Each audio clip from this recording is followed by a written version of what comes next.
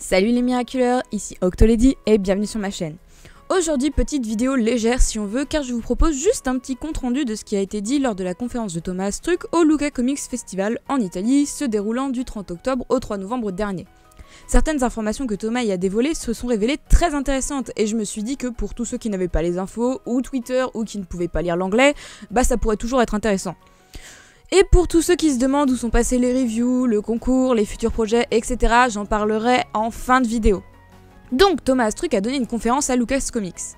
Et contrairement aux habitudes de Zag, mais pas aux siennes, Thomas a partagé quelques dessins croquis appartenant à la saison 4. On a donc pu apercevoir les premiers concept art de Mylène avec le Miraculous de la souris, ce qui confirme qu'elle en sera bel et bien la porteuse. Encore une fois, c'est peut-être moi qui fais une fixette sur le futur, mais j'ai l'impression que sur ces croquis, Mylène est plus mature, plus âgée. Après, c'est une impression. Les seconds croquis nous présentent le personnage de Suhan, personnage que l'on rencontrera dans l'épisode 8 de la saison 4 selon le croquis. Il s'agit probablement d'un maître ou d'un apprenti du temple de Maître Fou. Dans le croquis d'après, on peut apercevoir ce qui semble être sa version akumatisée, et si on lit bien le croquis du personnage, on peut déduire que celui-ci se nommera Fou Furieux. Peut-être en rapport avec le fait qu'il sera furieux contre Maître Fou à l'idée que celui-ci a abandonné son rôle de gardien. En tous les cas, la saison 4 promet. Et en parlant de celle-ci, Thomas lui aussi en a dévoilé un peu plus sur la production en cours. Aujourd'hui, il ne peut pas donner de date concernant la diffusion de celle-ci, cependant, il assure que l'équipe a pour objectif de ne pas reproduire le hiatus que les fans ont connu entre les deux premières saisons. Le scénario et les scripts ayant déjà été écrits, il reste néanmoins toute la partie animation de la saison. Je pense qu'on peut donc se fier à la date que Zag avait partagée sur son Instagram, à savoir automne 2020. Le réalisateur a ensuite répondu, comme à son habitude, à une série de questions du public. Question numéro 1. Quel a été votre épisode favori dans la série ? Mon épisode préféré est toujours le dernier que nous avons écrit, car nous essayons toujours d'améliorer le niveau. Nous pensons que chaque épisode est meilleur que le précédent. Question numéro 2. Celle-ci était à propos du personnage de Chloé. Attention, spoiler sur la fin de saison 3. Allez à ce timecode si vous voulez pas être spoilé. Si vous avez vu la fin de la saison 3, vous devez comprendre pourquoi Chloé a fait toutes ces choses. Elle ne fait pas de bonnes choses parce qu'elle veut aider les autres, mais parce qu'elle veut être récompensée, qu'elle attend de la reconnaissance. Et malheureusement, bien agir n'efface pas tout le mal qu'elle a fait. Juste parce qu'une fois Chloé a fait quelque chose de bien, et juste pour être flattée, elle doit être récompensée. Quel message enverrions-nous aux enfants ? Nous voulons expliquer pourquoi elle est comme ça. Mais le comprendre ne veut pas dire le pardonner. Peut-être que Chloé peut finir par s'améliorer, mais cela demandera beaucoup de travail. Question numéro 3. Que pensez-vous de Lila et pourquoi est-elle italienne ? Qu'est-ce qui vous fait croire qu'elle est italienne ? C'est une menteuse, elle a peut-être aussi bien inventé ça aussi. Question numéro 4. Quel genre de relation y a-t-il entre Adrien et Kagami ? C'est intéressant parce qu'ils partagent beaucoup de choses et c'est pourquoi ils se comprennent profondément l'un l'autre. Kagami signifie miroir en japonais. En fait, elle est à la fois celui d'Adrien et de Marinette. Adrien ne peut pas parler de sa vie avec Ladybug, alors il lui est plus facile de s'approcher de Kagami. Mais est-ce de l'amour entre eux ? Je ne sais pas. Personne ne sait ce qu'est réellement l'amour, c'est un sentiment qui a de nombreuses significations. Question numéro 5. Pourquoi avoir remplacé Félix par Adrien ?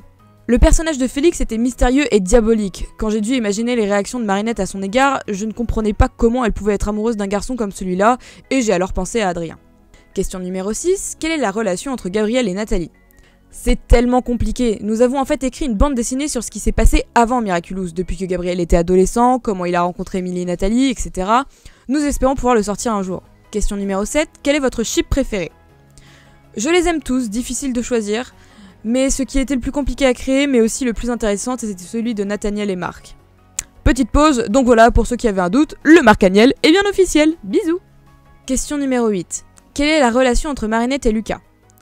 Similaire à celle entre Adrien et Kagami, Lucas est gentil, beau et surtout accessible, contrairement à Adrien qui lui est enfermé à la place. Donc c'est plus facile pour elle d'être avec Lucas, mais aussi ici, est-ce de l'amour, est-ce autre chose, qui sait.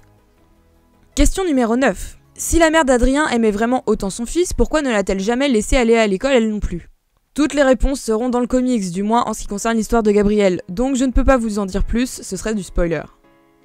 Question numéro 10. Est-ce vrai qu'un film sortira sur la série ?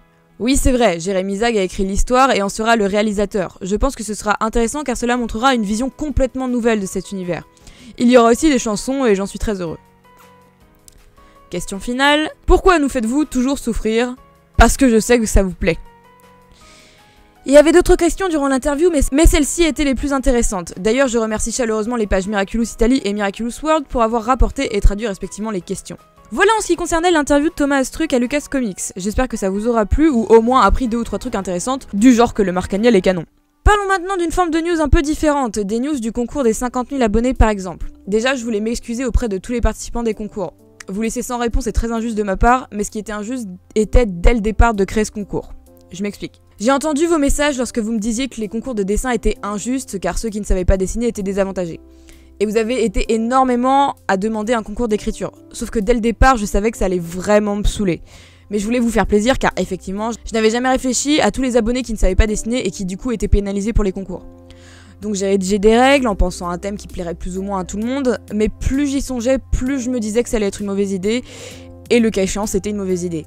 J'ai reçu plus de 150 participations au concours de dessin et plus de 80 à celui d'écriture. Si les dessins peuvent être jugés plus ou moins rapidement, le concours d'écriture, lui, nécessite de lire toutes les participations avec attention. Et dès le départ, je me suis sentie forcée de lire, chose qui du coup a mis un frein à mes motivations pour juger ce concours. C'est complètement injuste pour les 80 candidats qui ont participé de s'entendre dire ça, mais c'est complètement ma faute, ne vous blâmez pas. Donc bien évidemment, je m'engage à donner les résultats du concours et à honorer les prix. Cependant, aujourd'hui, je peux toujours pas vous donner les dates et j'en suis vraiment navrée. Je tiens encore une fois à m'excuser auprès de tous les participants. Maintenant, pour ce qui est des reviews des épisodes, je vais être honnête, le rythme de diffusion des épisodes a complètement cassé mon envie de traiter certains épisodes. D'autant plus que pour certains, je me sens comme obligée de les faire et c'est pas pour ça que j'ai voulu faire des vidéos sur YouTube. C'est moi qui ai créé cette attente chez vous d'une vidéo par semaine et d'une review dès la sortie de l'épisode, mais aujourd'hui je peux plus tenir cette promesse car c'est un format qui ne me convient plus, qui ne me fait plus plaisir et encore une fois qui me donne cette impression d'être obligée de le faire. Sans parler du fait que je mets beaucoup de pression sur les épaules de Juliette en même temps en lui demandant de nouveaux sprites à chaque fois, et ce parfois dans des délais extrêmement courts. Attention, ne me faites pas dire ce que je n'ai pas dit, j'arrête ni ma chaîne, ni les vidéos, ni les reviews. Disons que maintenant, au lieu de me cantonner à un ordre et un planning, je ferai un peu plus ce dont j'ai envie. D'autant plus que ces derniers temps, j'ai été pas mal occupée à droite à gauche, les cours ont repris, et j'ai aussi des projets perso à m'occuper. J'ai jamais vraiment pris le temps de vous parler de Miracle Dream par exemple, alors que c'est juste une expérience formidable que j'aimerais un peu plus partager avec vous, ou alors des petites vidéos sur les chaînes de Kog et Yukiko dans lesquelles j'apparais récemment, de mon TikTok, du Discord, de mes fictions sur Wattpad, ou encore de notre projet secret pour la Japan Expo 2020. En fait, j'aimerais vraiment prendre le temps de parler plus de tout ça avec vous. Et d'ailleurs, je commence maintenant en vous disant que normalement, je serai à l'Art to Play à Nantes le dimanche 17 novembre. À cette occasion, j'aimerais organiser un meet-up Miraculous, cosplayer, fan ou même néophyte, une grosse rencontre à cette occasion pour partager notre passion tous ensemble. Nous avons déjà créé un salon spécial sur mon Discord pour l'occasion, mais je pense qu'un groupe Facebook ne devrait pas tarder non plus à voir le jour. Si le projet se concrétise, vous serez les premiers à le savoir.